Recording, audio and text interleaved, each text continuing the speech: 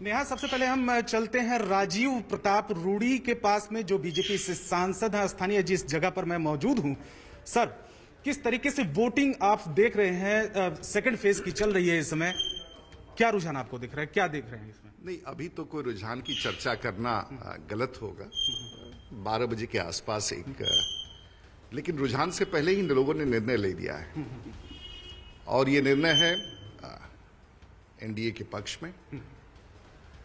और यदि आप मुझसे पिछले 2 दिन में इस 24 सीटों का जो सारण प्रमंडल में है, तो मैं समझता हूं कि 24 में आज बिना किसी विवाद के हम 20 सीटों पर बढ़त के साथ बढ़त है। दूसरी बात है, तेजस्वी यादव ने प्रधानमंत्री को एक पत्र लिखा है जिसमें सवाल खड़ा किया है कि विशेष राज्य का दर्जा कब दे रहे हैं, विशेष पैकेज कब दे रहे हैं, तमाम जो सवाल खड़ा किया।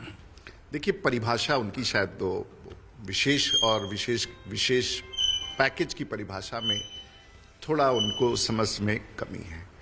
प्रधानमंत्री के लिए तो बिहार विशेष हमेशा रहा है, नंबर 1। और जो 1,30,000 करोड़ का उन्होंने घोषणा किया था, उसके पाई का हिसाब बिहार को दे दिया है। लेकिन मुझे जहां तक जानकारी है, वो उससे भी कहीं आगे पार कर चुका है। तो परिभाषा से विशेष देना और विशेष कर देने में बड़ा फर्क है।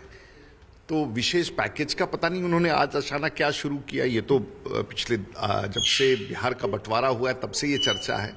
तो उनसे पूछना होगा कि उनके परिभाषा में जो गंगाल पर 16 पुल बने, जो बिहार का बजट आज 21,000 करोड़ से 2,11,000 करोड़ हो गया, जो बिजली 700 मेगावाट था आज 5,500 मेगावाट पहुंच गया, तो ये किसका देन है? सर, दूसरी बात यह है कि उन्होंने 10 लाख नौकरी की जो बात कही है, बोला है कि अगर बजट में कमी होगी तो हम मंत्रियों और विधायकों की सैलरी काटकर उसमें पूरा करेंगे। काल्पनिक शब्दों का कोई राजनीति में जिसके पास कोई जिम्मेवारी नहीं है, उसकी घोषणा का क्या मतलब है?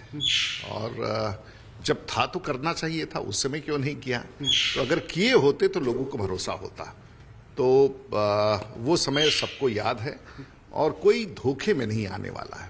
अब जैसे आप छपड़ा में देखें, तो छपड़ा क्योंकि लालू जी की धरती रही है और जंगल राज का अभिप्राय सारण जिला शुरुआती तौर पर था।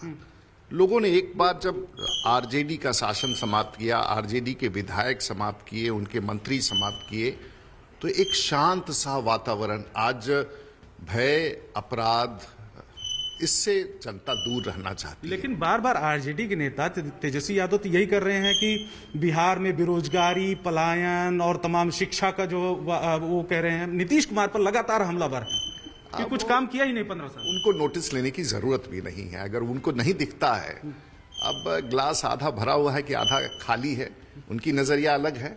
उनको कभी पूरा नहीं दिखेगा क्योंकि फ्रस्ट्रेशन पुराने सरकार का है जो वो कर नहीं पाए।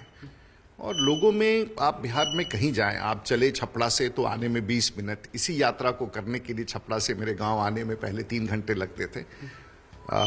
रात को अगर आप छपड़ा रुके होंगे तो 1 मिनट बिजली नहीं कटा होता था। पहले 1 मिनट बिजली आता था तो चर्चा का विषय बनता था।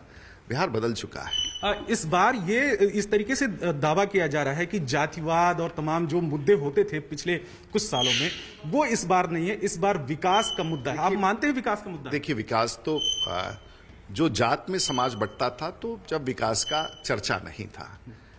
समाज अभी भी थोड़ी जाति में बटेगा, वो तो बिहार का एक अंतरंग हिस्सा है, लेकिन उससे उठकर के बिहार आगे चल चुका है। वो प्रत्यक्ष रूप से बिहार के विकास से दिखता है। जी। तो राजीव प्रताप रूडी तमाम जो आरजेडी के नेता की तरफ से दावे किया जा रहे हैं उसका जवाब देते हुए। नेहा जी बिल्कुल, देखिए कई